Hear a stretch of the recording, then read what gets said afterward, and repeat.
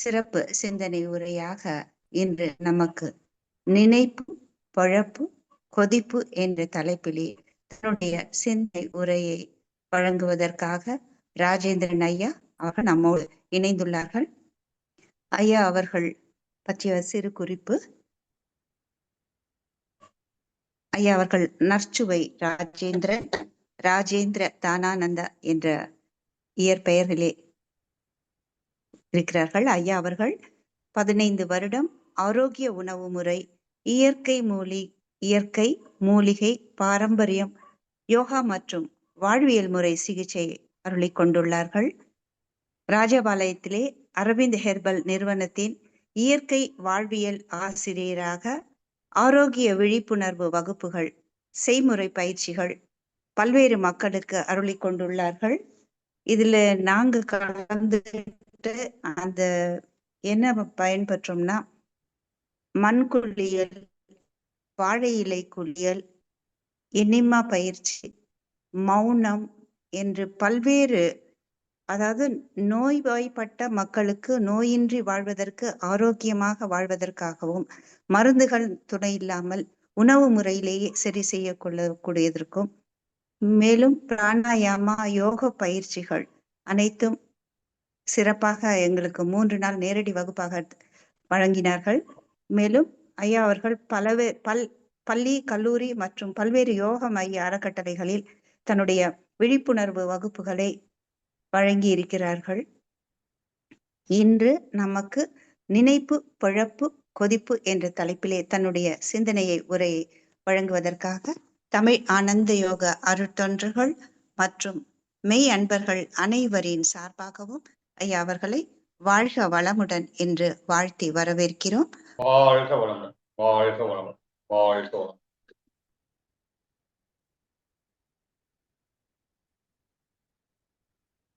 நம்முடைய தாய் தந்தையரை வணங்கி, ஆசிரியர்கள் குருமாரை வணங்கி, மகான்கள் சித்தர்கள் யோகிகள் ஞானிகள் ஆசியுடன் இறைவனுடைய பேராற்றல் கண்ணையினால் அல்லப்பட்ட இந்த தமிழ் ஆனந்த யோகா இந்த நிகழ்வுக்கு இறைவன் அருளாலே இங்கே வந்திருக்கின்ற அன்பர்கள் அனைவருக்கும் உடல் நலம், மனவளம், ஆத்ம தெளிவு ஏற்பட இந்த நிகழ்வு மூலியமாக, இந்த உரை மூலியமாக உங்களுக்கு ஏற்பட வேண்டும் என்று பிரார்த்தனை செய்து கொண்டு என்னுடைய இந்த உரையை தொடங்குகின்றோம்.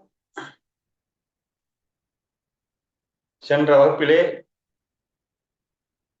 கர்ம உலகம், கற்பனை உலகம், கரு உலகம் என்ற ஒரு உரையை நிகழ்த்திய பொழுது இந்த கற்பனை உலகம் பற்றிய இன்னும் தெளிவான உரையை நாங்கள் தர வேண்டும் என்று அந்த அன்பர்கள் கேட்டுக்கொண்டதன் காரணமாக அதன் அடிப்படையில் நாம் தலைப்பு கொடுக்க வேண்டும் என்றுதான் அதோடைய கற்பனை உலகத்துடைய ஒரு விரிவாக்கமாக எடுத்துக்கொள்கின்றோம்.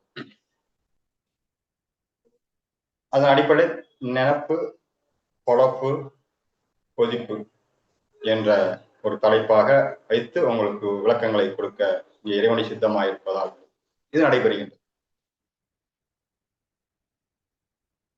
நினப்பு பொழப்ப கெடுக்குது, நம்ம புலமொழி பேசிக்கிறோம். பொழப்பு என்பது அன்றாட உங்களுக்கு எது நடக்கணுமோ, எந்த நேரம் எது நடந்து கொண்டிருக்கின்றதோ அது உங்களுடைய பொழப்பாக நடந்து கொண்டிருக்கின்றது. இந்த பொழப்பானது நீங்கள் நினைக்கிறீங்களோ நினைக்கலையோ, சரியோ தவறோ, நல்லதோ கெட்டதோ, உயர்ந்ததோ தாழ்ந்ததோ, இகழ்ச்சியோ புகழ்ச்சியோ,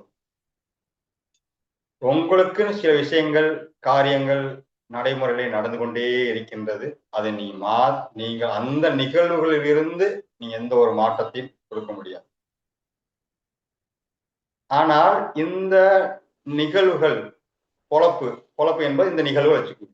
பொழப்புங்கிறது என்ன? நீங்க நடத்துகின்ற காரியங்கள், நிகழ்வுகள், அந்த நடந்து கொண்டிருக்கின்ற அந்த காரியங்கள் தான் நாம் என்ன சொல்கின்றோம்? பொழப்புங்கிறோம்.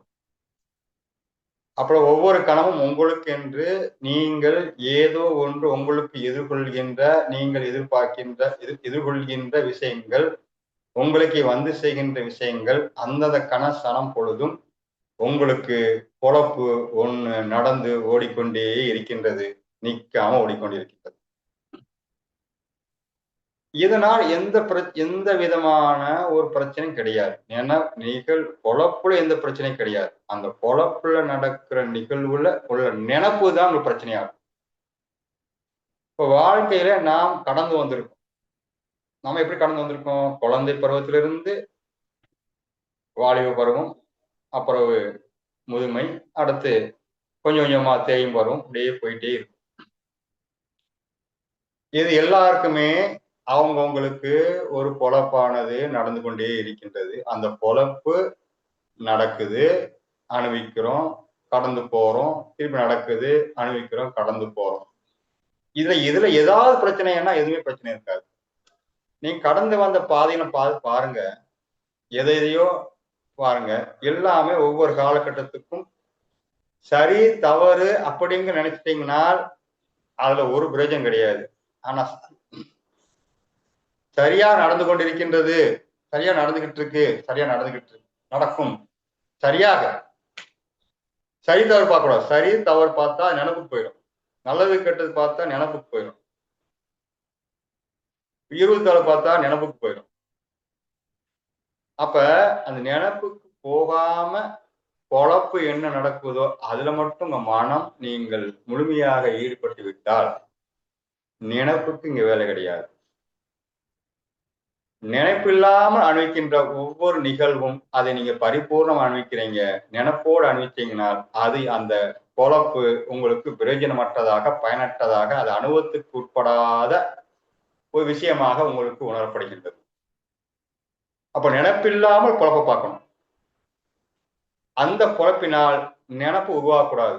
நினப்பை வச்சு பொழப்பு பார்க்கக்கூடாது. அந்த பொழப்பை வைத்து நினைக்கக்கூடாது. இதை யார் நீங்க சரியா புரிஞ்சுக்கிறீங்களோ அவங்க அவங்க பொழப்பு அருமையா போயிட்டு. அந்த நினைப்பினால், அந்த பொழப்பினால் எந்த பிரச்சனை கிடையாது. நினைப்பினால் கொதிப்பு ஏற்படுகின்றது. எது? மனக்கொதிப்பு. மனதிலே கொதிப்பு ஏற்படுகின்றது.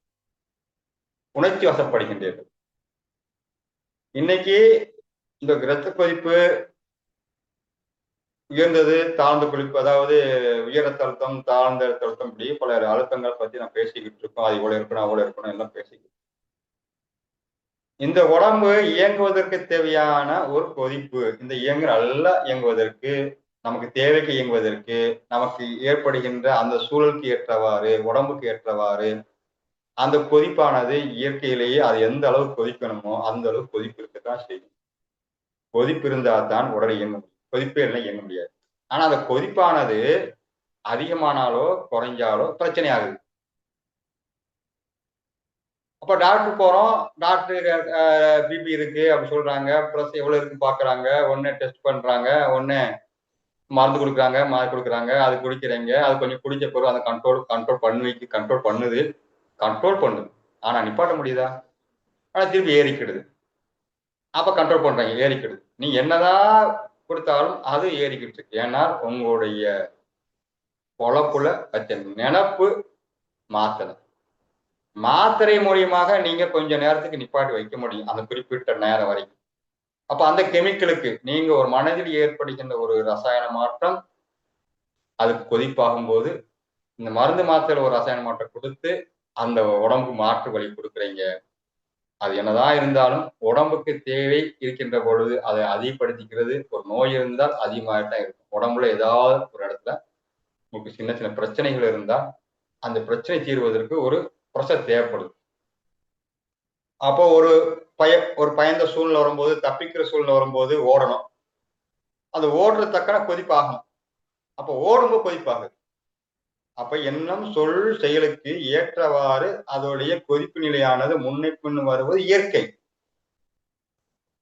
ஆனால் உங்களுடைய இயக்கத்துக்கும் மனநிலைக்கும் மாறாக கொதிப்போடிக்கிட்டு இருக்கு. உங்களுக்கு இயல்புக்கு இல்லாம உங்க கண்ட்ரோலுக்கு இல்லாம ஓடும்போதுதான் அங்க நினைப்போடைய தேவையில்லா நினைப்போடைய ஒரு ஆழமான பதிவில் இருந்து அது உங்களுக்குள்ள எப்ப பார்த்தாலும் கொதிநிலை வந்துட்டே இருக்கும். நீங்க தியானத்துக்கு போனாலும் சரி, நீ தியானத்தை அந்த நேரம் ஒரு மேல் மனதில் நீங்கள் அடக்கி ஆளலாம். மேல் மன அந்த நேரம் அடக்கி ஆளலாம். ஆனா ஆழ் மனதில், அடிமனதில் ஏற்படுகின்ற ஒரு தாக்கமானது அது சும்மா இருக்காது. நீர் தெளிந்ததா இருக்கும். சுத்தமான தண்ணியா தான் இருக்கும். சுத்தமான தண்ணி, சுத்தமான தண்ணி தான். லேச உள்ள ஆட்டி பார்த்தா உள்ள இந்த அழுக்கு அப்படியே டக்கு டக்கு இருந்துச்சு. அப்படி தண்ணி கலக்கி விட்டுரும். அது மாதிரி நீங்கள் சில புரிதல் வைத்துக்கொண்டு நீங்கள் தண்ணியை போல் நீங்கள் மேல் நீரை தெளிவாக வைத்து கண்ணாடி கண்ணாடி போல் தெளிவாக பார்க்க முடியும். அடியை பார்க்க முடியும். அந்த அளவுக்கு உங்களுடைய தியானத்தன்மை இருக்கும். புரிதல் இருந்தாலும் கூட லேசா அதை கலக்கி விட்டா தெரியும் எவ்வளவு கலங்கள் அதை ஆகி உங்களை அப்படியே தண்ணி மாறி பார்க்கிறது. நீங்க குளத்துல போய் பார்த்துருப்பீங்க. இப்ப அந்த மாதிரி உங்களுக்குள்ளே அந்த நினைப்பானது உங்களுடைய வாழ்வியல் முறையில நீங்க அனுபவம் வைத்துக் கொண்டோ இல்ல ஜென்மாந்தரമായ நினைப்பிலையோ கூட அந்த அழுக்கானது அந்த கழிவானது மக்கானது உள்ளே இருந்தால் கூட நீங்க தெளிவா பேசலாம், நிதானமாக இருக்கலாம், கட்டுப்படுத்தலாம். ஆனாலும் உள்ளே ஆழ்ந்து உள்ளே உங்களுக்குள் அந்த கொதிப்புக்கு உண்டான ஒரு அழுக்கு, ஒரு படிவம், ஒரு மக்கு அதே எங்கேயா வாய்ப்பு இருந்தா கலைக்கும் போது உடனே உங்களுக்கு அப்படியே கொதிப்பு நிலையில அப்படியே ஒரு சின்ன நினைப்பு போதும். நீ தெளிவான புரிதல் தான், வாழ்வியல் முறை மாற்றங்கள் தான், நீ தியானம் தான் எல்லாம் பண்ணிட்டு இருப்பீங்க. ஆனாலும் உங்க மனசு ஏதோ ஏதோ பக்கத்துல கொடன்னு குடஞ்சுக்கிட்டு அதை கலக்கிக்கிட்டு அது மேல கீழே வந்துகிட்டு போய்கிட்டே இருக்கும்போதுதான் நீங்க பேச்சிலையும் கொடுக்கக்கூடிய அறிவிலையும் தெளிவா இருக்கும். ஆனா உள்ளே ஒரு கொதிநிலையானது இருந்துட்டே இருக்கும். இதுக்காக காரணம் என்னன்னா நம்முடைய நினைப்பு அந்த அந்த அளவுக்கு ஸ்ட்ராங்கா இருக்கு. அப்ப நினைப்பானது அந்த நேரத்துடைய பொழப்பை அணிவிக்க முடியாத நிலைக்கு அந்த நினைப்புடைய தாக்கம் அதிகமாயிருக்கு. அப்ப எந்த நினைப்பே இல்லாமல் நீங்கள் அந்த பொழப்பில் இருந்து கொண்டால் அந்த பொழப்பு சுகமா இருக்கும். எது நடந்தா சுகமா இருக்கும். எவ்வளவு பெரிய அடியும் தாங்க முடியும், எவ்வளவு பெரிய அவமானத்தை தாங்க முடியும், எவ்வளவுடைய புகழ் திகழ்ச்சியிலையும் நீங்க அசையாமல் அந்த பொழப்பில் நிற்க முடியும். ஆனால் அது நினைப்பு உங்களை சும்மா விடாது. நல்லது நடந்தாலும் அதான் சொல்லுது, கெட்டது நடந்தாலும் அதான். சரி, அந்த பொழப்புல வரக்கூடிய அந்த தாக்கத்தை அதோ நிப்பாட்டிக்கணுமா? உடனே அடுத்த நிலைக்கு, அடுத்த நாளுக்கு, அதுக்கு அடுத்த மாசத்துக்கு அது என்ன பண்ணும்? உடனே நினைப்ப ஓட்டிக்கிட்டு. அப்ப குழந்தை பருவத்திலிருந்து நாம் நாம் குடும்ப வாழ்க்கையிலே பார்த்துக்கிட்டீங்கன்னா உங்களுடைய யாரை பத்தி என்ன நினைப்பு வச்சிருக்கிறீங்க? ஒவ்வொரு பத்தியும் ஒரு நினைப்பு இருந்து கொண்டே இருக்கும். கணவன்னா யார்? குழந்தைகள்னா என்ன? அண்டை வீட்டார் யார்? சொந்த பந்தங்கள் என்ன? மாமியார்னா என்ன? அம்மானா என்ன? மாமனார் என்ன? இவங்கள் எல்லாம் ஒவ்வொரு பற்றிய நினைப்புகள், அபிமானங்கள், அபிப்பிராயங்கள் எல்லாம் நினைப்பாக நினைப்பாக நினைப்பாக நினைவிலேயே உங்களுடைய நினைப்பை வச்சுக்கிட்டு அந்த நேரம் வரக்கூடிய பொழப்பை அந்த எதை நினைப்பு வைத்துக் கொண்டே பார்ப்பீர் தவிர இந்த நேரம் அந்த கணம் என்ன நிலையில வருதுங்கிறது ரசிக்கவோ அதை நிதானமாகவோ அதை கவனிக்கவோ உள்வாங்கவோ மாட்டீங்க. உங்க நினைப்பு வச்சுக்கிட்டே கேட்பேன்.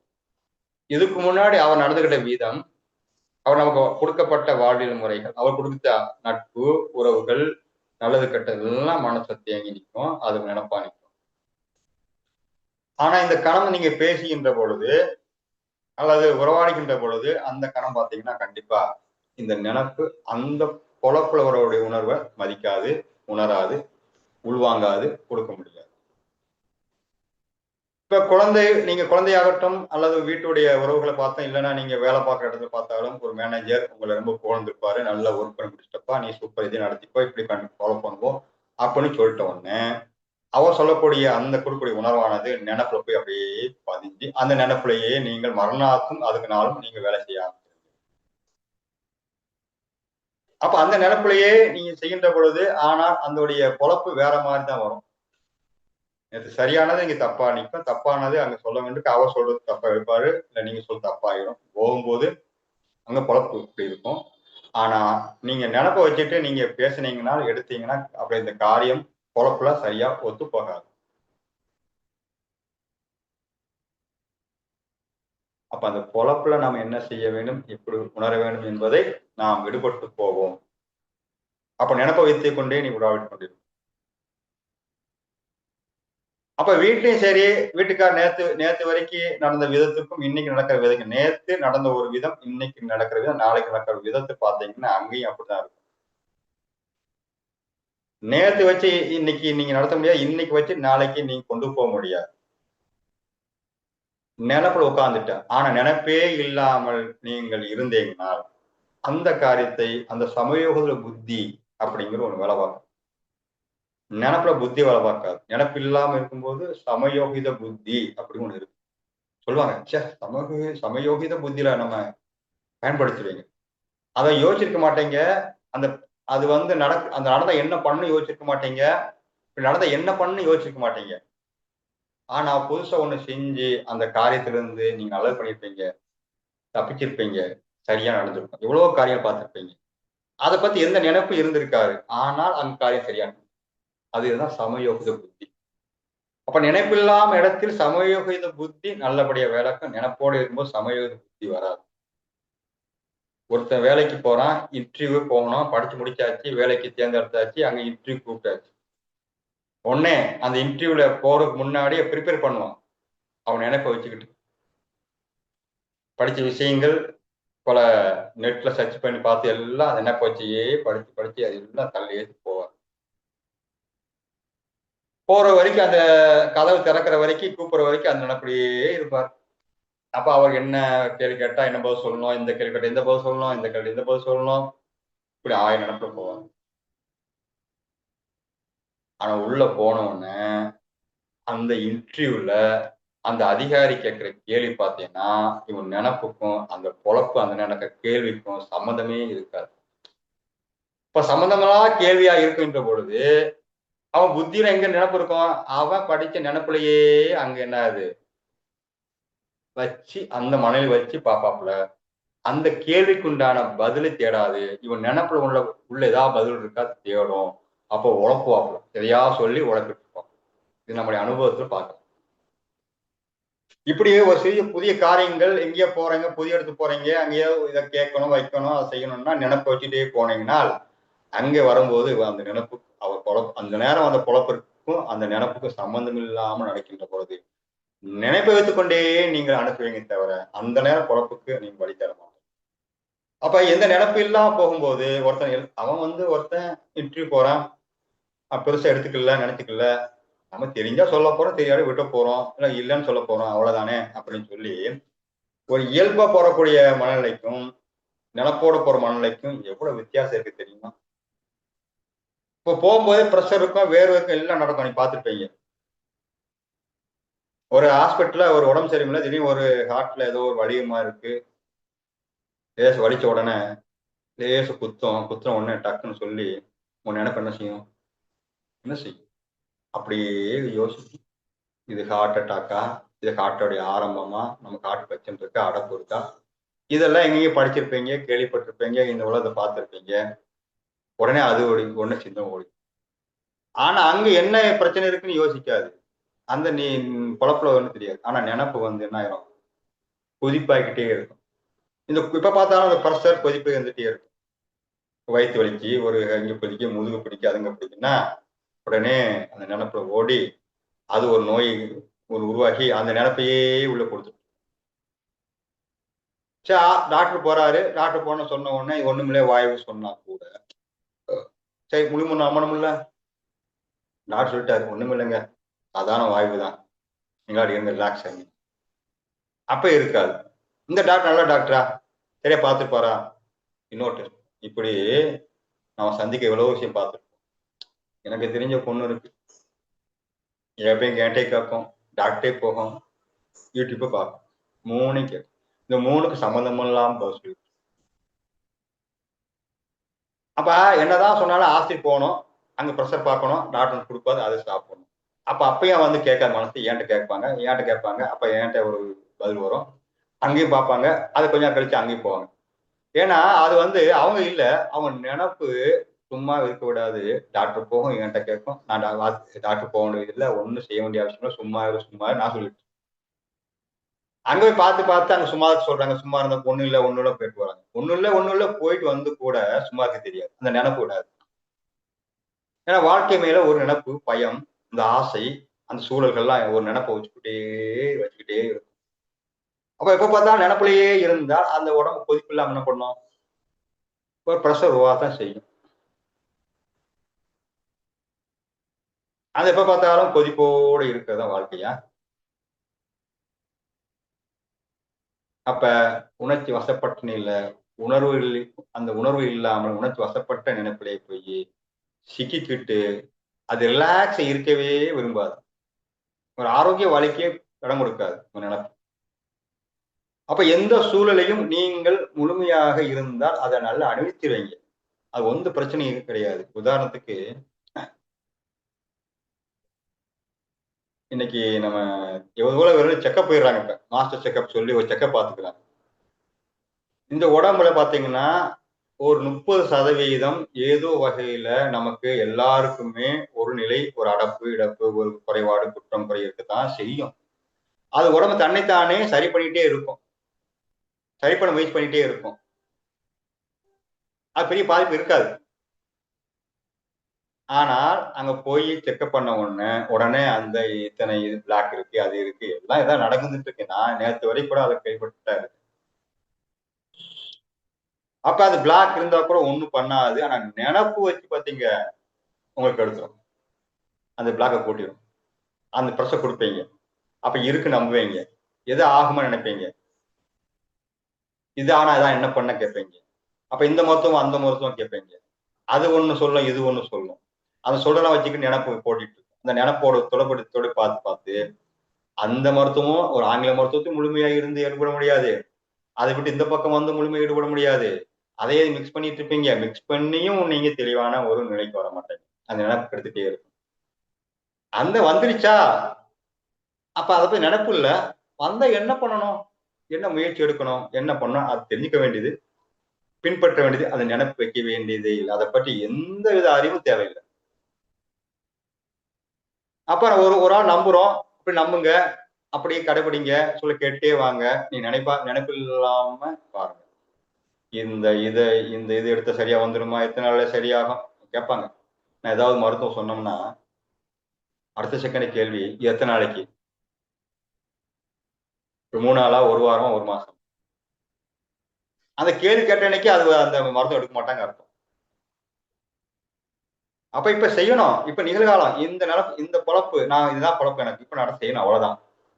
ஆனா நினப்புல என்ன ஆயிரும், எத்தனை நாளைக்கு இப்படி இருக்கணுமா, இப்படி சாப்பிட்டாகணுமா, இப்படி செஞ்சாகணுமா, அப்படி சரி. உங்க பொழப்ப நீங்க மண்ணை தூக்கி போற மாதிரி நினப்பு என்ற மண்ணை தூக்கி தூக்கி போட்டு அதை எந்த வித ஒரு ஆனந்தங்கிறோம், சுகங்கிறோம், நிம்மதிங்கிறோம், சும்மா இருக்க சொல்றோம். அந்த சும்மா இருந்தாலே போதும். மனசு எல்லாமே தானா நடந்துகிட்டு எந்த கொதிப்பும் இருக்காது.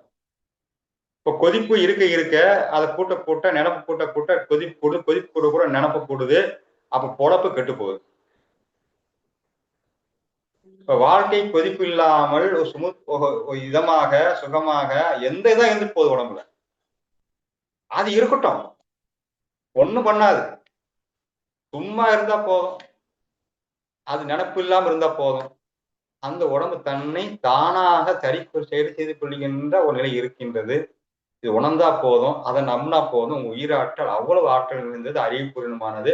இயற்கையோட சிஸ்டத்துல இந்த உடம்பு என்ன நடக்கணும் செய்யணும் எல்லாமே உள்ள கொடுக்கப்பட்டு விட்டது.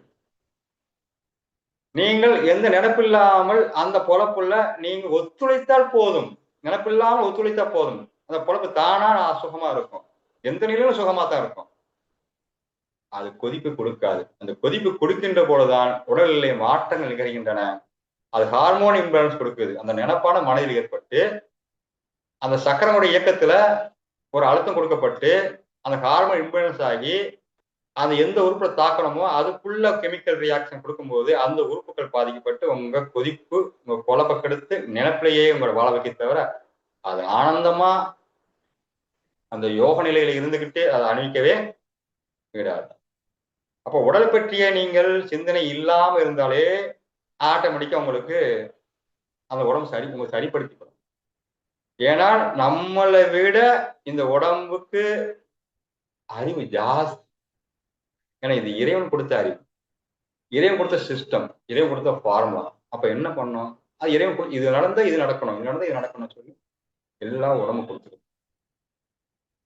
இந்த அருணகிரிநாதர் ஒரு கதையை கேள்விப்பட்டிருப்பீங்க. அவர் மகான்னு, அவர் அவர் பக்தரா இருந்தால் கூட அவர் வாழ்க்கைங்கிறது ஒரு சுகபோக வாழ்க்கையில் ஏற்பட்டு அவரோட உடம்பு நோயா மாறி அடுத்த நிலைக்கு வாழ முடியாத சாகு நிலைக்கு போறாரு. உறவுகள்லாம் சீரழியுது, உறவுகள் தப்பா நடக்குது. அவருடைய ஆசையினால, மோகத்தினால, அந்த வியாதினால கடைசியா சாவுதான் எனக்கு நிம்மதி கொடுக்கவும் முடிவு பண்றாரு. சாகருக்கு போகும்போது முருகப்பெருமானுடைய கோபுரத்துல இருந்து விழும்போது முருகப்பெருமான் காப்பாற்றப்படுகிறாரு. காப்பாத்த நீ ஏன் காப்பாத்துற? நான் சாகணும் முடிவு பண்ண, நீ காப்பாத்தி என்ன பண்ண? நான் என்ன பண்ண போறேன்னு கேட்கும்போது சொன்ன வார்த்தை சும்மா இரு. சும்மா இரு, அவ்வளவுதான்.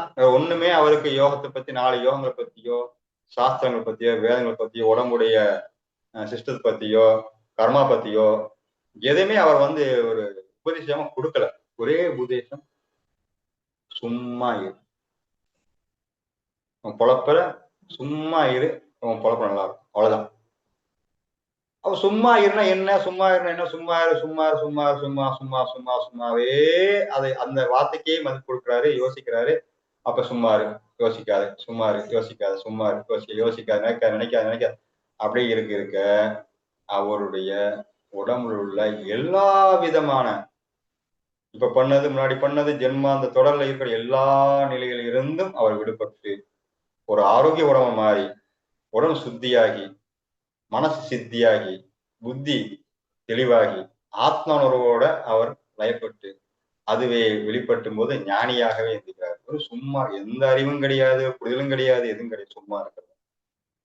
இப்போ சும்மா இருக்கின்ற பொழுது உங்க பொழப்பானது இயல்பாகவே இயற்கையாகவே உங்களை மேம்படுத்தி ஆரோக்கியங்களை கொண்டு போகும். கொதிப்பில்லாம தண்ணி சூடு சாப்பிட முடியாது, ரொம்ப குளிச்சு சாப்பிட முடியாது. அப்ப அது ஒரு நிலை. அந்த கொதிநிலை தான் நமக்கு உடம்பு இருக்கு. 98 டிகிரி இருக்கணும், 94 இந்த டிகிரிக்குள்ள இருக்கணும். அதுக்கு மேல போன காய்ச்சலுங்கிறோம், கம்மியா பண்ணாலும் தப்புங்கிறோம், கூட பண்ணாலும் தப்புங்கிறோம். அந்த எந்த கொதிநிலை இருக்கணும், அந்த கொதிநிலையில் இருக்கணும். கொதிப்பு போய்க்கூடாது, அந்த கொதிநிலை. அப்ப அந்த இயல்பான நிலையில நீங்கள் வைத்துக் கொண்டு இருக்க வேண்டும் என்றால் உங்க நினைப்பை முழுமையாக நீங்கள் விட்டுவிட வேண்டும்.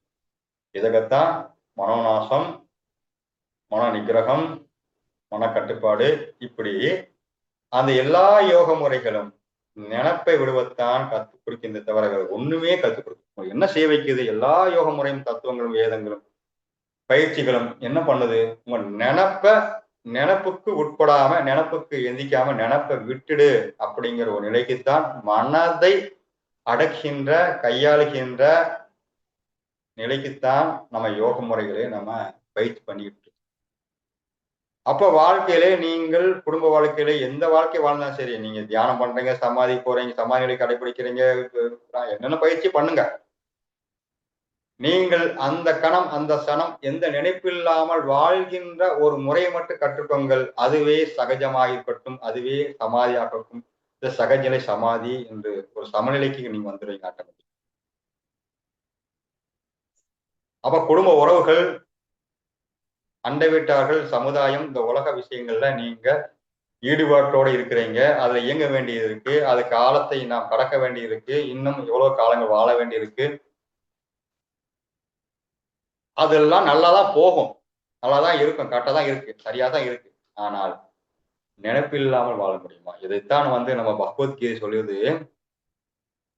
எது நடந்ததோ நன்றாக நடந்தது. எது நடந்ததோ நன்றாக நடந்தது. உனக்கு நல்லதா கெட்டதா வார்த்தை குறிப்பிடல. உனக்கு நல்லதுக்கு தான் நடந்திருக்கு, கெட்டதுக்கும் சொல்ல. நல்லதுக்கும் கெட்டதுக்கு உட்படல. உனக்கு எது நடக்கணுமோ, எது நடக்க வேண்டியிருக்கோ அது நன்றாக நடந்தது. அதே போல் வருகின்ற காலங்களும் உனக்கு எது நடக்குமோ அது நன்றாக நடக்கும். நல்லதா, உனக்கு நல்லதா கெட்ட, உன் நினப்புக்கு நல்லதா கெட்டதுக்கு இங்கே சொல்ல வரல. நினப்புக்கு நல்லதா கெட்ட சொல்ல வரல. உனக்கு நடக்க வேண்டி நன்றாக நடக்கும். நினப்புக்கு சம்பந்தம், நடந்து நினப்புக்கு சம்பந்தம். நடந்து கொண்டிருக்கின்றது, நன்றாக நடந்து கொண்டிருக்கின்றது. உனக்கென்று பிரசாதமாக நடந்து கொண்டிருக்கின்றது. என் அருளாலே, என் கருணையினாலே உனக்கு எது நடக்கணுமோ அது நன்றாக நடந்து கொண்டிருக்கின்றது. நல்லதா கெட்டதா இங்க நினப்பு கொண்டு வர. நல்லதும் கெட்டதும் நினப்புக்குரியது. லாபம் நஷ்டம் நினப்புக்குரியது. வெற்றி தோல்வி நினப்புக்குரியது. எல்லாம் பார்த்தா எதிர்பார்ப்பு, ஆசை, பயம், விருப்பெருப்புக்குள் உட்பட்டு நிக்குது. அந்த நினப்பெல்லாம் இங்கே ஆசை, அதனால நினப்பு கொடுது. பயம் நினப்பு கொடுது. விருப்பு வெறுப்புகள் நினப்பு கொடுது. எதிர்பார்ப்புகள் நினப்பு கொடுது. இதெல்லாம் மனதினுடைய அழுக்கலாக உங்களுடைய நிகழ்வுகளை அனுபவித்துக் கொண்டே நீங்களாக உருவாக்கி கொண்ட ஒரு அபிமானம், அபிப்பிராயங்கள் எல்லாமே நினப்பு தான். அப்ப நினப்பு உங்க பொழப்பை கெடுத்துக் கொண்டிருக்கின்றது. அது கொதிப்பாய் நிற்கின்றது. அந்த கொதிப்பிலிருந்து விடுபட வேண்டும் என்றால் நீங்கள் நினைப்பை விட்டுவிட்டு நிகழ்வுல எதுவோ அதை மட்டுமே முழுமையாக பரிபூர்ணமாக அணிவிக்கின்ற ஒரு எதுவா எடுத்துக்கொண்டால் அது எந்த பிரச்சனையும் கிடையாது, வலி கிடையாது, வேதம் கிடையாது. அது ஒன்றுதான் உங்களுக்கு நிகழ்கால அந்த கனவு வாழ்க்கையா அமைகின்றது. இப்ப எது நடந்ததோ நன்றாக நடந்தது. ஆகையால் நீ எதை பற்றியும் கவலைப்படவோ நினைக்க வேண்டிய அவசியம் இல்லை. நடந்ததெல்லாம் நினைக்க வேண்டிய அவசியம் இல்லை. ஏனென்றால் எனக்கு நன்றாக நடந்த பின் ஏன் யோசிக்க வேண்டும்? நல்லது, நன்மை, தீமை யோசிக்க வேண்டாம். நன்றாக நடந்தது. நடக்க போறது எல்லாமே நன்றாக நடக்கப் போகின்றது. ஆனால் வருங்காலத்தையும் நினைக்காதே, நினைப்பில் வைக்காதே, இறந்த காலம் நினைப்பு வைக்காதே. இரண்டு விட்டு நிகழ்காலத்தில் நன்றாக நடந்து கொண்டிருக்கின்றது. இந்த நன்றாக நடந்து கொண்டிருக்கின்றதை நீ விட்டு விடாதே. சுவைத்துக்கொள், அனுபவித்துக்கொள், நினப்பில்லாமல் அனுபவித்துக்கொள். அப்போ அந்த கணம் நீங்கள் இறைநிலையிலேயே இருக்கின்றீர்கள் அர்த்தம். அது உங்களுக்கு வேதனையோ கஷ்டங்களோ நீங்கள் உணரலாம், ஆனால் உணர மாட்டீர்கள். இங்கதான் விழிப்பு நிலை ஏற்படும். அந்த விழிப்பிலே உங்களுக்கு கண்டிப்பாக எந்த கஷ்டம் தெரியாது.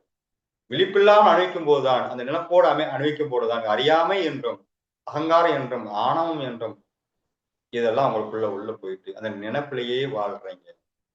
நினைப்பு விடுகின்ற பொழுது அந்த மனதிற்கு எந்த விதமான சலனமும் சஞ்சலம் ஏற்படாது. நினைப்போடு அணிவிக்கும் போதுதான் உங்களுக்கு சங்கல்பம் ஓடுது, என்னென்னமோ சங்கல்பம் ஓடுது, எதை பற்றி சங்கல்பம் ஓடுது, அப்ப சங்கடங்களா உணருது, சலிப்பு ஏற்படுது, சஞ்சலம் ஏற்படுது,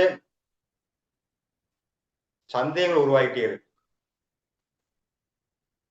அப்ப அந்த நிகழ்கால ஒன்றே இறைநிலையை அணிவிக்கின்ற ஒரு பக்குவமான நிலை.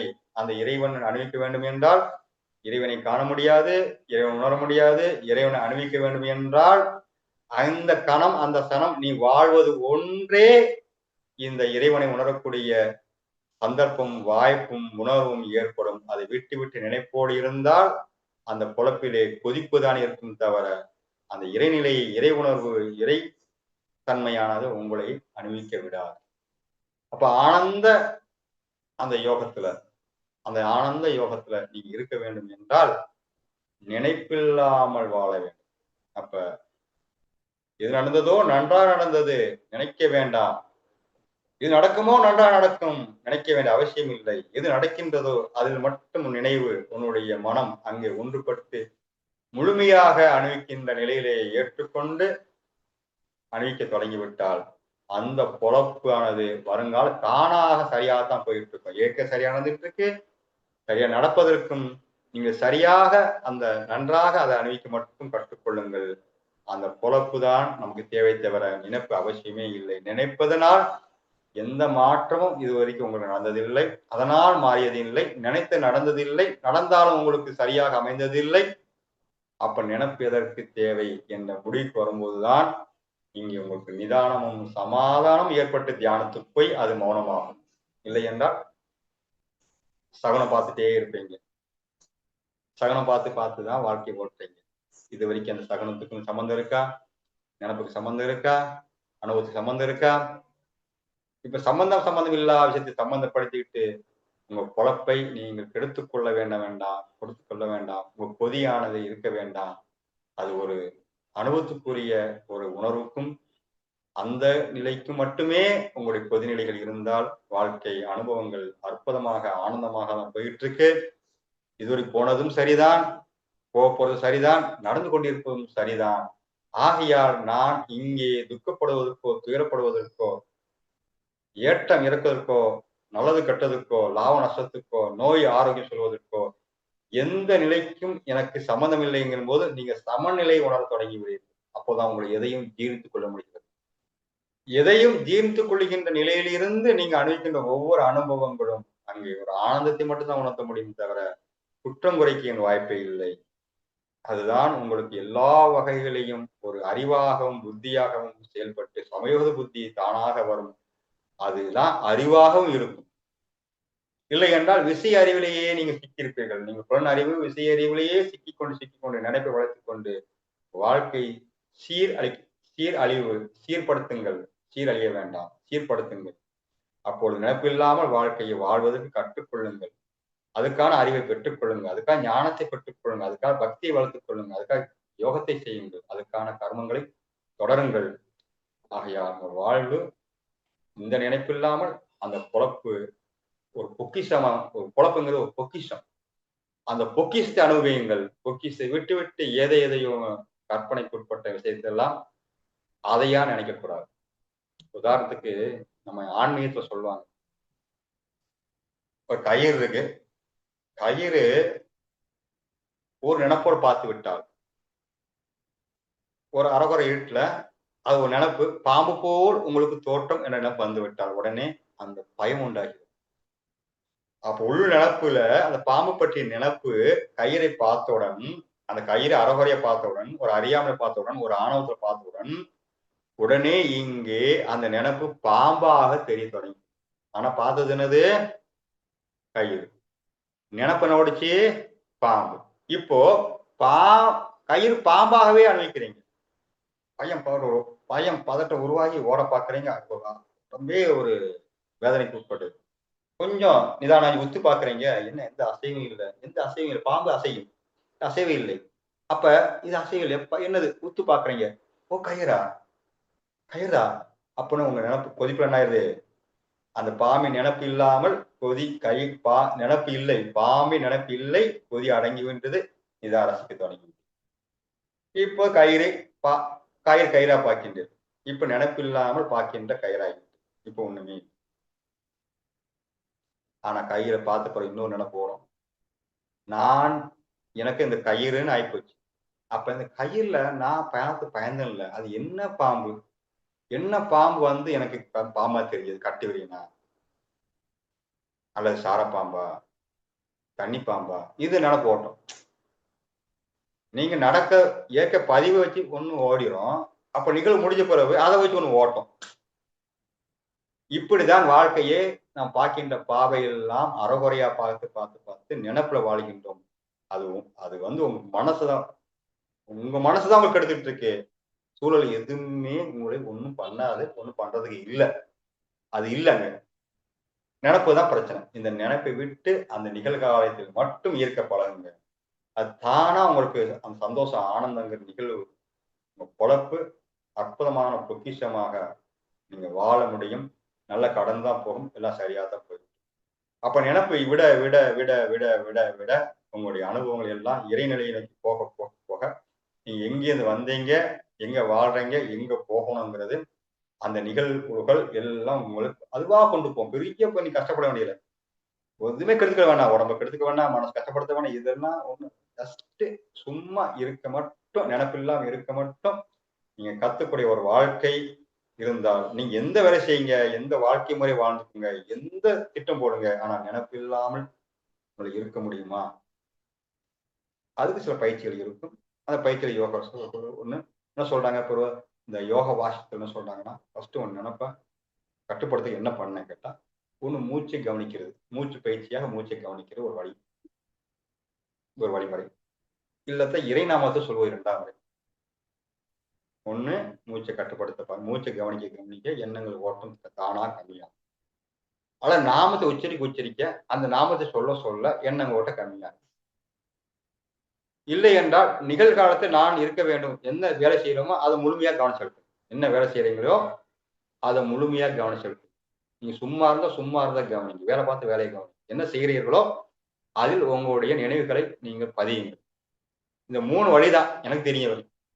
அது தாண்டி இருந்தா நீங்க கடைபிடிக்கலாம். அப்போ சுவாசத்தை பிடிப்பது மூலியமாகவோ, மந்திரங்களை ஜெபிப்பது மூலியமா, நாமத்தை சொல்வது மூலியமாகவோ, அல்லது அந்த நிகழ்கால வாழ்கின்ற ஒரு பழக்கத்தை ஏற்பட்டு கொண்டாலோ, சாப்பிடும்போது எப்படி சாப்பிடணுங்கிறது நம்ம பயிற்சி கொடுப்போம். அப்படி சாப்பிடுறது, அதே மாதிரி எல்லா வேலையும் அதே மாதிரி செய்வது, ஒவ்வொரு அசைவையும் கவனிக்கிறது. இது மூலியமாக உங்க நினைப்பை நிப்பாட்ட முடியும். அப்ப நினைப்பு இல்லாம வாழ்கின்ற ஒரு வாழ்க்கை அது ஆனந்தமான வாழ்க்கை என்று, அது ஆனந்தமான வாழ்க்கை. வேற ஒண்ணு ஆனந்தத்துக்கு தனியே ஒண்ணு விளக்கம் கொடுக்க முடியாது. அது அந்த ஏதாவது நீங்க அந்த ஆனந்தம்னு சொல்றதுக்கு ஏதாவது கொடுக்க முடியுமா விளக்கத்தை? அதுக்கு ஒரு இந்த உணவு சொல்ல முடியுமா? அது எல்லாம் ஒரே மாதிரி இருக்குமா? எல்லா உணர்வும் ஆனந்த உணர்வு தான். எல்லா உணர்வும் ஆனந்த உணர்வு தான். நல்லது கெட்டது உயர் எல்லா உணர்கின்ற எல்லா உணர்வும் ஆனந்த உணர்வு தான். நினைப்பில்லாமல் இருந்தால் ஆனந்த உணர்வு. நினைப்போடு இருந்தால் இன்பம் துன்பம் லாபம் நஷ்டம் வெற்றி தோல்வி இப்படி அது பிரிச்சு பார்க்கறது சொல்லிடுது. அந்த ஆனந்தத்தையே பிரிச்சு பார்க்கறது. ஆனந்தத்துக்கு தனி உணர்வு கிடையாது. எல்லாமே ஆனந்தத்தினுடைய வெளிப்பாடுதான். ஆனந்த உணர்வு தான். எப்பொழுது நினைப்பில்லாமல் நிகழ்காலத்தை வாழுகின்ற ஒவ்வொரு கணமும் அது ஆனந்தம் தான். அப்படி முடிவு பண்ணுங்க. அந்த முடிவு சரியான உங்களுக்கு இது அவங்களுடைய அனுபவத்துக்குரியது. நான் ஒரு வழிமுறை, ஒரு இறைவன் கொடுக்கக்கூடிய வழிமுறை நான் சொல்றேன். ஆனா அனுபவிக்கின்ற ஒரு முறை அது மூலியமா நீங்க தான் உங்க வாழ்க்கையை நீங்க தீர்மானிக்கணும். அப்ப எல்லா உணர்வுகளும் ஆனந்த உணர்வாகத்தான் இருக்கின்றது மட்டும் முடிவு பண்ணிட்டு, அந்த ஆனந்த உணர்வுக்குள் எது பிரச்சனை என்றால் உங்க நினைப்பு தான் பிரச்சனை மட்டும் கொண்டு வந்து பார்த்துட்டீங்கன்னா, கண்டிப்பாக உங்களுக்குள் அந்த பொழப்பானது இறைவனுடைய அம்சத்திலேயே வெளிப்படக்கூடியதுதான் என்பதை தீர்மானித்துக் கொண்டு நீங்கள் ஒரு மகானாக ஒரு ஞானியாக வாழ்கின்ற தன்மை உங்களுக்குள் தானாக வெளிப்படும்.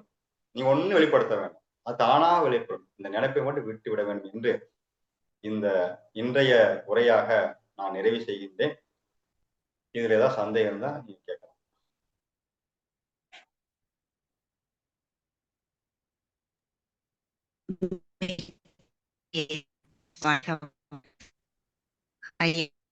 அனைவரும் நினைப்பு பொழப்பு கொதிப்பு என் தலைப்பில் சிறந்த வழங்கிய ராஜேந்திரன் தான் அவர்களுடைய வாழ்க வளமுடன் ஐயா அவர்களின் ஆன்மீக தொண்டு வாழ்க வளமுடன். இந்த இணைப்பில் இது சிறப்பு என்பர்களும் வாழ்க வளமுடன், வாழ்க வளமுடன். மிக்க நன்றி ஐயா. எது நடந்ததோ அது நன்றாகவே நடந்தது, எது நடக்கிறதோ அது நன்றாகவே நடக்கிறது, எது நடக்க இருக்கிறதோ அதுவும் நன்றாகவே நடக்கும் என்னும் கீதாச்சாரத்தை சிறப்பாக எங்களுக்கு எடுத்துரைத்தீர்கள். அந்த நினைப்பு தாங்கய்யா பொழப்ப கெடுக்குது எல்லோருக்குமே. ஏன்னா இப்போ திரைப்படங்களிலுமே நமக்கு இந்த கற்பனை உலகத்திலே வாழ்ந்துட்டோம்.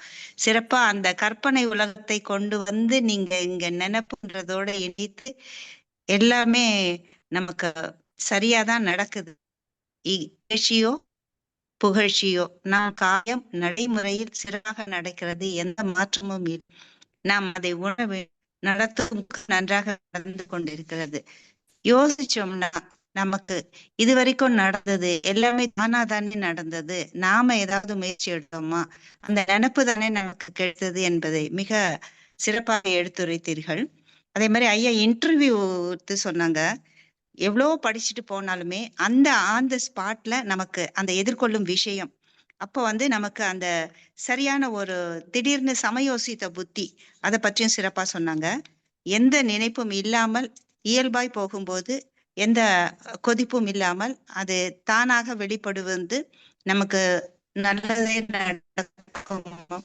அதே மாதிரி நெஞ்சு வலிக்கும் ஐயா சொன்னாங்க.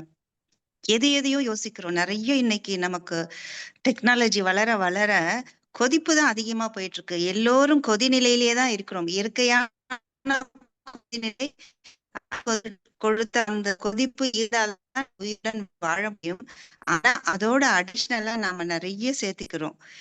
ஒரு நெஞ்சு வலி வந்தாலே, அதாவது வாயு வந்தாலே அது வலின்ட்டு அதுக்கு ஸ்டண்ட் வைக்கணுமா, அப்படி பெரிய பெரிய கதைக்கு போயிடுறோம். அந்த கற்பனை உலகத்துக்கு நம்ம போயிடுறோம்.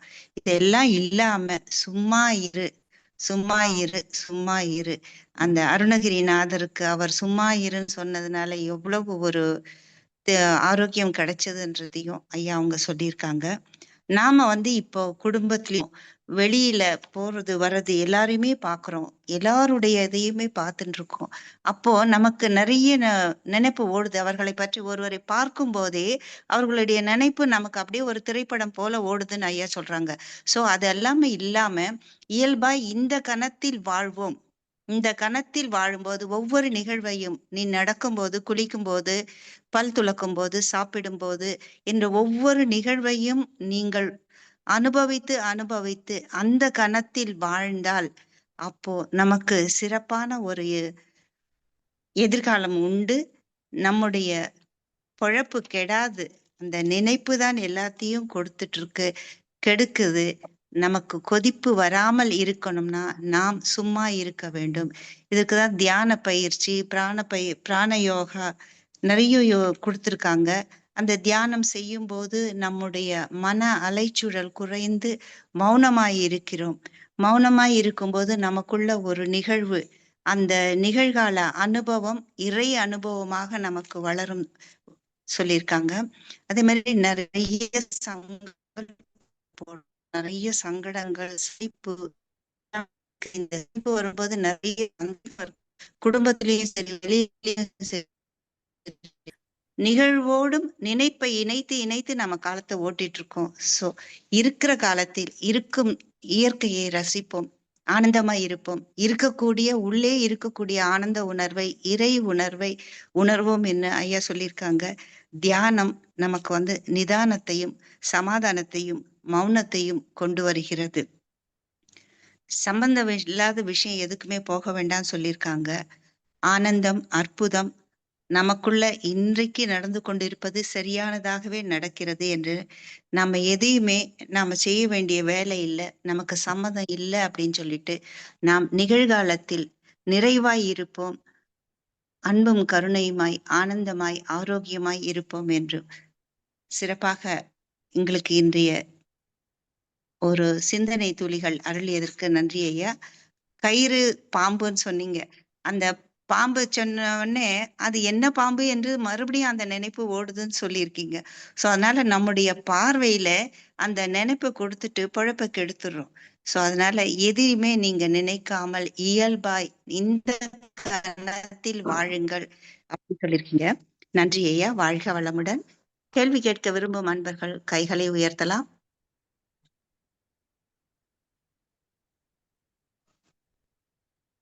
ஏன்னா நம்ம எல்லாருமே கடந்த காலம், எதிர்காலத்தை பற்றி தான் சிந்தித்துக் கொண்டிருக்கிறோம். நிகழ்காலத்தில் யாருமே இருப்பது இல்லை. ஐயா அவங்க உங்களுடைய அந்த பயிற்சிக்கு நாங்கள் இயற்கை நலவாழ்வு பயிற்சி முகாமிற்கு 3 நாள் பயிற்சி கலந்து கொண்டோம். மிக சிறப்பாக இருந்தது. அதனுடைய சாட்ல நான் பகிர்ந்திருக்கோம். இந்த அக்டோபர் மாதம் எந்த தேதியில் நடைபெறுகிறது என்று ஆண்களுக்கு தனியாக, பெண்களுக்கு தனியாக 3 நாள் இயற்கை வாழ்வியல் பயிற்சி. இதிலே வாழை இலை குளியல், மண் குளியல், மௌனம், இனிமா பயிற்சி, பிராணாயாமா, யோகா பயிற்சி, ஜலநேர்த்தி,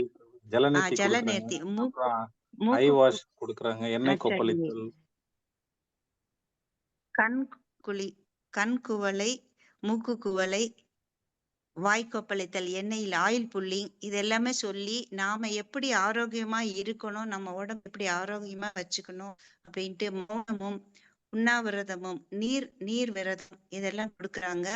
ரொம்ப சிறப்பா இருக்கு. 3 நாள் நமக்கு உடல் ரொம்ப லேசா ஆகுது. முடிந்தவரை அன்பர்கள் அனைவரும் கலந்து சிறப்பிக்க வேண்டும். இதற்கான டீடைல்ஸ் நான் சாட்ல பகிர்ந்திருக்கேன், குரூப்ல பாருங்க. மோகன் ஐயா, வாழ்க வளமுடன். வாழ்க வளமுடன். வாழ்க வளமுடன் ஐயா. வாழ்க வளமுடன். ரொம்ப சிறப்பா இருந்ததுங்க. ரொம்ப சிறப்பான இருந்தது சிந்தனைகள் ஐயா. அந்த நம்ம இப்ப நினைப்பு இருக்கக்கூடாது அப்படின்னு சொல்றீங்க ஐயா. நம்மளுக்கு ஒரு விஷயத்தை பத்தின பயமோ அல்லது கவலையோ இருந்தாதான் அது திருப்பி திருப்பி திருப்பி திருப்பி அந்த ரீசைக்கிள் ஆகிக்கிட்டே இருக்குங்க ஐயா. அப்ப நம்ம அந்த இருக்கும்போது நம்ம அதை நம்மளை அறியாமலேயே அது நம்மளுக்கு அந்த நினைப்பு இருந்துகிட்டே இருக்கு. ஸோ அப்போ இந்த மூல காரணங்கிறது வந்து நம்மளுக்கு அந்த பய உணர்வு ஏதோ பற்றிய கவலை அது இருக்கிற வரையும் இந்த நினைப்புகள் வந்துக்கிட்டே இருக்குதானே ஐயா. அப்போ ஃபஸ்ட்டு நம்ம இதை வந்து போக்கக்கூடிய இதை பண்ணிட்டோம்னாலே நம்ம அந்த ஓரளவு அந்த சிந்தைகள் திரும்ப வராமல் இருந்தாலே நம்மளுக்கு அந்த இது நிகழ்காலத்தில் இருக்கலாம் ஐயா. கண்டிப்பா நமக்கு வந்து ஒரு பயம் வரும்போது, பயம் எங்கேருந்து வருது? உங்களுடைய பழைய நினைவுகள், ஒரு ஆசை இருக்கும். இந்த ஆசை, பயம் இந்த 2 விஷயம் தான் அடிப்படையா இருக்கு. எப்ப ஆமா. வந்து பயமும் ஆசையும் எடுத்துட்டீங்கன்னா, உங்களுக்கு யாரும் ஒண்ணும் பண்ண முடியாது. உங்களுக்கு யாராலும் ஒண்ணும் பண்ண முடியாது உங்களுக்கு. உங்க சந்தோஷத்தையோ, உங்களுடைய நிலையை யாரும் உங்களுக்கு ஒண்ணும் பண்ண முடியாது. எப்ப இந்த பயமும் ஆசையும் எடுக்கணும். இந்த பயம், ஆசை எங்கேருந்து வருது? உங்க வாழ்வியல அனுபவங்களா பார்க்கறது இல்ல. அது உண்மையா பார்க்குறீங்க. காரணம் என்ன கேட்டீங்கன்னா, அனுபவங்கள் வருது. ஒரு வேதனை வருது, கஷ்டம் வருதுன்னா, அந்த வேதனை, கஷ்டம் என்பது அது நிகழ்வுல சரி. ஆனா, அது நினைப்புல வந்து பெருசா தெரியும். தடுக்கி விழுந்தா நீங்க எந்திரிச்சு போயிடுறீங்க. தடுக்கி விழுந்துருவேனோ நினைச்சா கஷ்டமா இருக்கு. தடுக்கி விழுந்தா ஈஸியா எந்திரிச்சு தொடச்சிட்டு போயிட்டே இருக்கிறீங்க. ஆனா தடுக்கி விழுந்துட்டா என்ன பண்ண? அப்படி நினைச்சிட்டா பாருங்க, அப்படியே கஷ்டப்பட்டுட்டே இருப்பீங்க. அந்த அடியும் வேதனையும் சில நிமிஷங்கள் இருக்கும். அது வந்து பிரச்சனை இருக்காது. அது சரியா தான் போகும். ஆனால் அத பத்தி நினைப்பு கஷ்டம் குடுத்துட்டே இருக்கும். இதே மாரி தான் ஒவ்வொரு அனுபவத்தையும் தலையில ஏற்றிக்கொண்டு, அத பத்தி நினைப்பு ஏத்திட்டே இருக்கும். அப்ப இதுக்கு என்ன காரணம்? ஆசை, பயம். அவ்வளவுதான் அடிப்படை. இதான் காரணம். அப்ப எதிர்பார்ப்புகள், விருப்பங்கள் வாழ்க்கையில் பல விதங்கள் வச்சிருக்கிறோம். அப்ப இதெல்லாம் எடுக்க அது விடுபட தானா நிகழ்காலத்துக்கு வந்துருவீங்க. அப்ப தானா வருவதுன்னா நிகழ்த்து வர்றதுக்கு இந்த மூல காரணங்களை நாம் எடுக்க வேண்டும். நம்ம என்ன பண்றோம்னா, இந்த முருங்கை மரத்துல வந்து கொப்பை வெட்டுறத தவிர வேற வெட்டுறது கிடையாது. வேற வெட்டினா தான் முழுமையா அந்த அந்த மரம் சாயும். நீங்க வெறும் கொப்பை வெட்டிட்டு இருந்தா இன்னும் நல்லா தழைக்க தான் செய்யும். அப்ப நம்ம செய்யற வேலை எல்லாமே கொப்பை வெட்டுறத தவிர வேற எடுக்கிறது இல்ல. அந்த வேர் தான் ஆசை, பயம். அதுக்கு அடிப்படை இருக்குது இந்த அகங்காரம். இத கொஞ்சம் புரிஞ்சுகிட்டு அத தூக்குனா போதும். நம்ம இங்க சுகமா வாழ ஆரம்பிச்சோம். ஆமாங்க. அப்ப இந்த ஒரு எதிர்காலத்த பத்தி இப்ப வரக்கூடிய பயம், அத வந்து நம்ம போக்குறதுக்கு வந்து நடப்பது நடக்கட்டும் அப்படின்னு நம்ம இப்ப கடமைய மட்டும் செஞ்சுக்கிட்டே இருந்தா போதும். நம்ம அத பத்தி சிந்திக்க வேணாங்கிறீங்க. எந்த சூழலையும் நீங்க உங்களுக்கு மாச வருமானம் 2000 இருந்தாலும் சரி, என்ன வாழ தெரியும். 10,000க்கு வாழ தெரியும். 1,00,000க்கு வாழ தெரியும். 2,000க்கு எனக்கு வாழ தெரியும். 10,000க்கு வாழ தெரியும். 1,00,000 கொடுத்தா எனக்கு வாழ தெரியும். இப்படி எந்த சூழலும் எனக்கு வாழ தெரியும் நீங்க முடிவு பண்ணிட்டீங்கன்னா, உங்களுக்கு என்ன பயம் இருக்க போகுது? வருமானத்த பத்தி? ஆமா. நான் பிச்சை எடுத்தா சுகமா இருப்பேன். அப்படின்னு வந்துட்டீங்கன்னா, உங்களுக்கு என்ன கஷ்டம் வரப்போகுது? கண்டிப்பா. அது பிச்சை எடுக்கிற நிலை பத்தி நீங்க அவமானம் நினைக்கிறீங்க. அதுதான் பிரச்சனையா இருக்கும். அது என்னது? அகங்காரம் காரணம். ஓகே. ஆமாங்க, ஆமாங்க. அந்த அளவுக்கு போறதுக்கு நீங்க தயாரா இருந்தா மட்டும் தான் இது உங்களுக்கு சாத்தியப்படும். அதான் மகான்கள்லாம் பிச்சை எடுத்து ஏன் வாழ்ந்தாங்கன்னா, எந்த சூழல் நான் பிச்சை எடுக்க தயாராயிட்டேன். அப்ப என்ன பத்தி எனக்கு கவலை இருக்கும்? எத பத்தி கவலை? ஒரு கவலை வராது ஆட்டோமேட்டிக்கா. ம். அப்ப அந்த நினைப்புக்கு உண்டான ஒரு பயத்தையோ, ஆசையோ எடுப்பதற்கு நான் எந்த நிலைக்கு வாழ தயாராயிட்டா முடிஞ்சு போச்சு. அதுக்காக வாழ்ந்துருவீங்களா? அவசியம் இல்ல. உங்க லைஃப் உங்களுக்குன்னு போயிட்டு தான் இருக்கு. அப்ப பிச்சை எடுத்துருவேன் நினைச்சா பிச்சை எடுக்க போயிருவீங்களா? அதுவும் வராது. ஓஹோன்னு வந்தா அது வராது. எது நடந்துட்டு இருக்கோ அத என்ஜாய் பண்ண தயாராகிக்கங்க அவ்வளவுதான். அப்ப எல்லாத்துக்கும் தயாராகிட்டீங்கன்னா, இந்த பயம் இருக்காது. ஆமாங்க. அப்ப பயத்த போக்கக்கூடிய அந்த மனநிலைக்கு மாற்றம் கொண்டு வந்துருங்க. சூழ்நிலைய யோசிக்காதீங்க. அது எப்படி கண்டிப்பா. இருந்தாலும் ஓகே தானே உங்களுக்கு. மனநிலை ஆமாங்க. மாத்தி சிறப்புங்க, சிறப்புங்க. ரொம்ப நன்றிங்க. வாழ்க வளமுடன். ஐயா வாழ்க வளமுடன். வாழ்க ஐயா வளமுடன். வாழ்க வளமுடன். சொல்லுங்கம்மா. நீங்க கேளுங்கம்மா. ஐயா வாழ்க வளமுடன் ஐயா. தியானமே யோகம், யோகமே ஞானம், தமிழ் ஆனந்த யோகம். வாழ்க வளமுடன். இங்க சிறப்பாக இருந்ததுங்க ஐயா உங்க உரை. முழுமையாக கேட்டிருந்தேங்க. இப்போ நம்ம எதை பத்தியுமே நினைக்காம இருக்கலான்றது முயற்சி பண்ணோம்னா கூட சிந்தனைகள் வந்துட்டே தான் இருக்கோங்க. ஆனா அதுல எனக்கு 2 கேள்வி இருக்குங்க. அந்த சிந்தனை வரும்போது அதை என்ன நம்ம செய்யணும் அதுவும் சொல்லுங்க. இப்போ அடுத்து நம்ம எதிர்காலத்தை கொண்டு சில திட்டமிடுதல் பண்ணால் நம்ம வாழ்க்கை சிறப்பா இருக்க முடியும் அப்படின்ற நிலைமையில இருக்கோம். பசங்களுக்கு கல்வியோ, பசங்களுக்கு கல்யாணம், அது மாதிரி சில திட்டமிடுதல் யோசிக்கும் போது நம்ம நினைப்பு வரும் தானங்க ஐயா. அது மாதிரி எல்லாம் நம்ம நினைக்காம இருந்தா அதை வெற்றிகரமா செயலாற்ற முடியுங்களா அப்படின்னு இந்த 2 கேள்வி பதில் சொல்லுங்க ஐயா. நல்ல கேள்வி. நினப்பு வரும்போது நினப்பை கட்டுப்படுத்துவது சொல்லிட்டேன். ஒண்ணு மூச்சு பயிற்சி மூலியம் பயிற்சிங்கிறது 3 மூச்சு பயிற்சி மூலியமாக மூச்சை கவனிக்கிறது, அல்லது உங்க நாமத்தை உச்சரிக்கக்கூடிய ஒரு பயிற்சி எடுத்துக்கலாம். அல்லது நீங்க என்ன வேலை செய்றீங்களோ அதுல முழுமையா ஒவ்வொரு அசைவும் கவனிக்கக்கூட. இத 3ல எது உங்களுக்கு சூட் ஆகுதோ எடுத்துக்குங்க. அது முதல் கேள்விக்கு. 2வது கேள்வி திட்டமிடுதல் என்பது அது நினைப்பா அல்லது செயலா?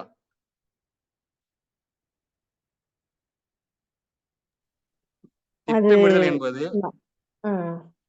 அது திட்டமிடும்போது நம்ம நினைப்பு தாங்க. அது செயல்படுத்தும் போது அது ஃபியூச்சர்ல தான் அது செயல்படுத்துவோம். அது நினைப்புங்கிறது எதுனா நினைப்புங்கிறது இது அடைஞ்சாதான் நல்லா இருப்பேன், இது கிடைக்கலாம் கஷ்டப்படுவேன், இதுதான் நினப்பு. திட்டமிடுதல் என்பது செயல். ஒரு இலக்குக்காக ஒரு இலக்கை நீங்கள் உங்க மனம் ஓடுகின்றது. அந்த நிலைக்காக நீ திட்டமிடுறீங்க வச்சுக்கோங்க, அது செயல். திட்டமிடுகின்றேன், இது செயல். ஐயோ திட்டமிடவில்லை என்றால் நான் தோத்து போயிடுவேன், திட்டமிட்டா நல்லா இருப்பேன். அப்ப திட்டம் சரியா அந்த சரியை தவறு போறீங்க பாத்தீங்களா, அதுதான் நினப்பு, கற்பனை. சரி சரி. திட்டமிடுதல் நான் திட்டமிடுகின்றேன் அப்படின்னு செயலுக்கு வந்துடுறீங்க. அப்போ ஒரு நோட் எடுக்கணும், பேனா எடுக்கணும். நீங்க எழுத ஆரம்பிச்சு அப்போ ஒரு செயலுக்கு உண்டான ஒரு காரியத்துக்கு உண்டான ஒரு வடிவத்தை நீங்க வரைகின்றீர்கள். ஒரு வீடு கட்டினா டிராயிங் போடுறோம், டிராயிங் போடணும். டிராயிங் போடாம அப்படியே இப்படி கட்டிட்டா அப்படி கட்ட அப்ப 4 பேர் வந்தா மதிக்கணுமே, நம்ம எல்லாம் வாழ முடியாது. இப்ப நினைச்சு யோசிக்கணும் பாத்தீங்களா, இது நினப்பு. அப்ப நீங்க வீடு கட்டணும்னா ஒரு பிளான் இருக்கணும். அப்ப இவ்வளவு சம்பாதிக்கணுங்கிறது நீங்க ஒரு டைரியில எழுதி அதோடைய முயற்சி பண்ணிட்டீங்க. அது செயலுக்குரியது. சரி சரி. சரியா? செயலுக்குரிய சிந்தனை வேறு, நினப்பு கெடுக்கிறது வேறு. இதை புரிஞ்சுக்கணும். சரிங்க, நன்றிங்க. சிறப்பா இருந்தது. நன்றி. வாழ்க வளமுடன். வாழ்க வளமுடன். சொல்லுங்க ஐயா. சொல்லுங்க நண்பனே. ஐயா, மகரிஷி சொல்லியிருக்காங்க, அதாவது நடக்கக்கூடியதை நினைப்பது திட்டமிடல், நடக்காததை நினைப்பது அதுதான் ஐயா சொல்ற நினைப்பு. அப்ப மகரிஷி என்ன சொல்றாங்கன்னா, நல்ல தவம் பண்ணிட்டீங்கன்னா நடக்கக்கூடியதை மட்டும்தான் நீங்க நினைப்பீங்கன்னு சொல்றாரு. அப்ப அது திட்டமிடுதலாக மாறிவிடும். அது நடக்காத நினைக்கும் போது அது நினைப்பாகவே இருக்குங்கிறது மகரிஷியினுடைய தத்துவத்தின் அடிப்படையில் புரிந்து கொண்டது. வாழ்க வளமுடன். சரிதானையா, கரெக்ட்.